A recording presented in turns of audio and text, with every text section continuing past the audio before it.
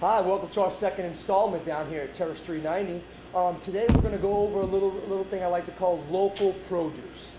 A lot of people talk about local ingredients, local seafood, local produce, local vegetables. But what is local? Well, let's get into it. We're going to go with some strawberries first. I got these from Plant City down here in Orlando. They was grown locally. Locally means a 100-mile radius from where we're at. So what we like to do is we like to get out and know where our food's coming from. We like a little thing called farm to table. What we do with farm to table is we make sure that we know who's growing the food, who's producing the food, who's transporting the food, and how the food is getting to our table. We're going to start right here with the strawberry. The strawberries are local about summertime. Anytime through the spring to the summer. When it gets towards the end of summer, August, it starts really getting too hot for the strawberries. They really start to dry out on the bush, and we really don't have the opportunity to get out there and pick as many as we would like. So today we got some lovely strawberries from Plant City. As you see, they're not too big. If you start seeing your strawberries and they're looking all the same size, that's one sign that they might be from a hothouse, greenhouse, or some kind of facility like that. When you start getting your heirlooms and your organic feel is when you start seeing different product, different sizes, one big, one small, coming off the same vine.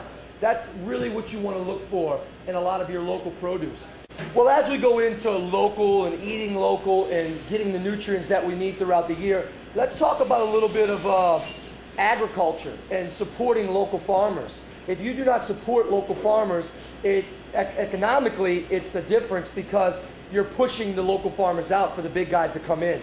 What we want to do is touch base with our local farmers in our 100-mile radius to see what we can do to subsidize their income and bring in fresh ingredients to us. So what we want to do is we want to find local farmers. We want to work with them to see what they're producing locally and what they're producing in season. And as we do that, sometimes we want to go ahead and buy as much as we can to help that farmer out. We're going to talk about some seasonal vegetables now.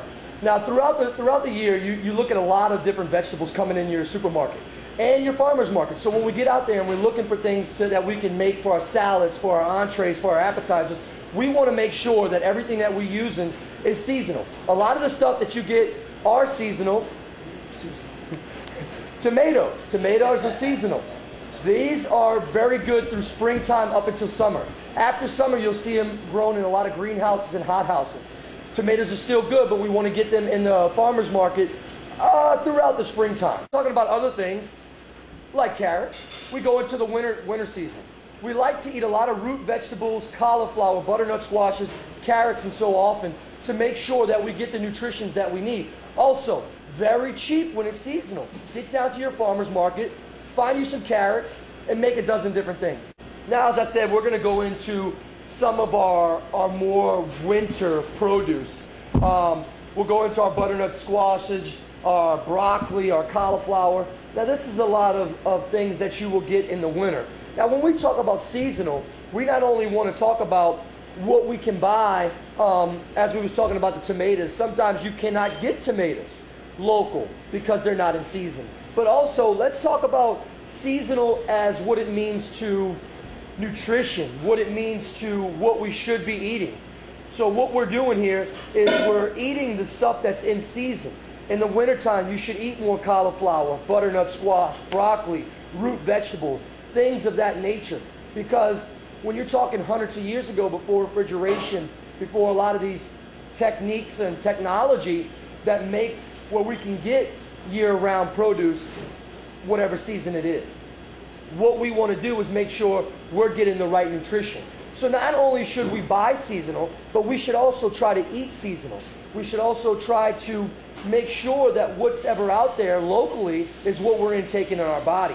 That way we're getting the nutrients that we have been born and raised to get throughout the seasons. So now that we talked about a little bit of local ingredients, local vegetables, local produce, we want to switch sides and go to some local seafood.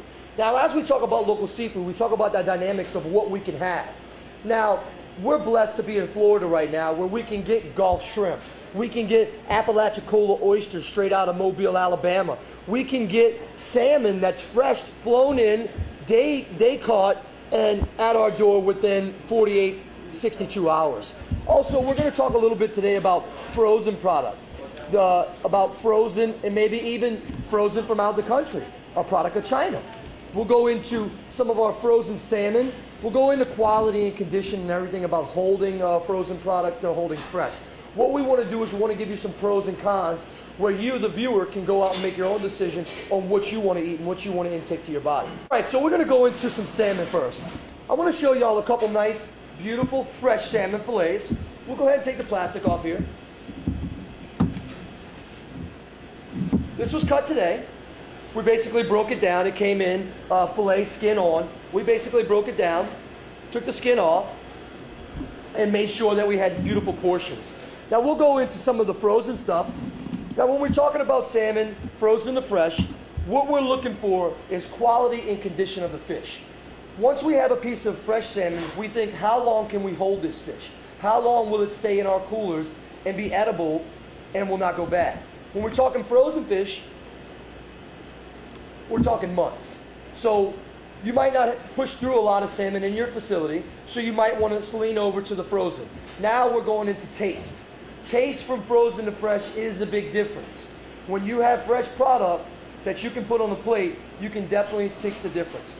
These days, with local technology, we have day boat caught IQF, individually quick frozen, no gas, no water added, which means you'll get less shrinkage when it hits the pan, plus you have no gases or anything for the color.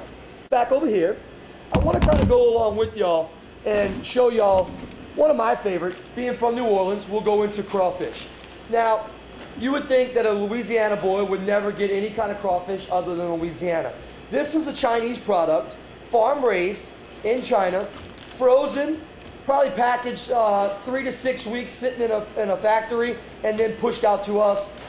Transportation time, 2 or 3 days on a flight, and then it gets to us, goes to a purveyor. Time it gets to the restaurant, we're looking at another couple weeks. So in reality, you're looking at a 3-month-old product by the time it even gets to you. Now, yes, that's a big difference coming from Louisiana where we're getting them right out of the canal. So what we'd like to do is we'd like to take this crawfish, and what I do is I'll get a couple different brands, and then I'll put them side by side and do a taste test. Taste test is always the best way to figure out what you want to serve. As a chef, we preach, taste, taste, taste. If you taste it 3 times before your customer tastes it, you'll know of any changes. So don't think just because it's a frozen product that it's a bad product. Do the research yourself. Find out about your product. Find out about it from farm to table, from sea to the table. Talking about seafood, we're going to go into one of my favorites. I absolutely love oysters. From a kid, I always thought, who was the first man to pick this up out of the ocean, pop this thing open, and eat this slimy piece of muscle inside? They must have been very hungry. But to whoever that guy was, I salute you, because I love oysters. What we like to do here is we'll show you. This is an Apalachicola oyster. It's from the Gulf. As you see, sometimes they'll come in these clusters. These actually need to be cleaned off before they go into the restaurant. Some of them, ones that we already cleaned, are right here. And as you can see, they still have a high tolerance of barnacles on them and built up. So what we'll do is we're going to show you how to shuck one real quick, just because we want to go ahead and eat it. What we'll do is usually I'll take a towel, nice clean towel, and I'll put that right there. I'll fold it over just so I don't slip. Here's an oyster knife. Very dull, very dull. And so you don't slip, cut your hand. This takes a lot of practice. What you want to do is you want to find right there in the eye. You'll take the eye, you put it down, you'll go inside of the eye and pop up one good time. You'll go in just like that. As you see, your oyster is open. You don't want to lean it back and forth because you don't want to lose the juice. We'll go in here, we'll slide it all the way back. We'll take that little induction muscle, we'll pull that right off. We'll set that over here. Now right now, we'll wipe our knife. We'll go ahead and get any little bit of dirt or shells we see in there. We'll simply take our knife, slide it under our oyster, pop it right off the muscle. Right here, we have all the juice from the ocean, all the oyster liqueur is still set in there. Very good. Now, what we're looking for is a little bit of saltiness and then texture. We want it to be very tasty. Anything you have from the sea should taste like the sea. If you have fish that smell or shrimp that smell, that's not good. You want everything to smell very fresh, very salty, very clean smelling. I'm going to go ahead and eat this because I love oysters. Very, very good.